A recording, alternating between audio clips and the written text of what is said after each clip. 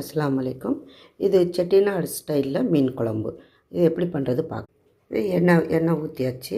சீரகம், மிளகு,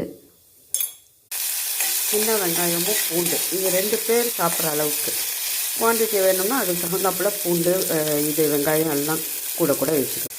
தேவைக்கேற்ப உப்பு. நல்லா வதங்கினோடனே இந்த தக்காளியும் கொத்தமல்லியும் இப்படி போட்டுக்கலாம். மஞ்சள்தூள் கொஞ்சோண்டு போட்டிருக்கேன். மிளகாத்தூள் ஒரு 1/2 ஸ்பூன். இது ரொம்ப காரமாக இருக்கும், அதனால் 1/2 ஸ்பூன் போட்டு. மல்லி ஸ்பூன் ஒரு ஸ்பூன். மல்லி 1 ஸ்பூன். இப்போ நல்லா வதங்கி வந்துடுச்சு. நல்லா பச்சை வாசனையும் போயிடும். இது இறக்கி ஆற விட்டு அரைச்சி நம்ம குழம்பு தாளிச்சிடலாம். இப்போ கடுகு, மிளகு, சீரகம் கொஞ்சோண்டு போட்டிருக்கு. இப்போ அரைச்ச விழுது. இது நல்லா பொரிச்சோடனே வெங்காயம், பூண்டு, கருவேப்பிலை போட்டு நல்லா வதக்கிட்டு அதுக்கப்புறமா நம்ம அந்த அரைச்சது அதில் போட்டுடலாம். இது கூட ஒரு 1/2 தக்காளி வெட்டி இப்படி போட்டுக்கிட்டேன்.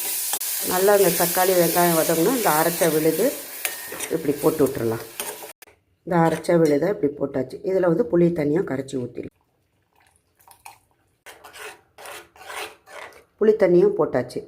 இப்போ ஒரு 4 மாங்காய் துண்டு அரைஞ்சி அதில் போட்டு மூடி வச்சு ஒரு கொதி வந்த பிறகு கிளி மீன் வாங்கி வச்சுருக்கேன். அந்த மீனை போட்டு அது ஒரு கொதி வந்த பிறகு ஆஃப் பண்ணிவிட வேண்டியதுதான். இப்போ மீன் பச்சை வாசனை போய் மீன் குழம்பு கொதிச்சிருச்சு. இதில் கிளி மீன் போட்டுறேன். மண்டை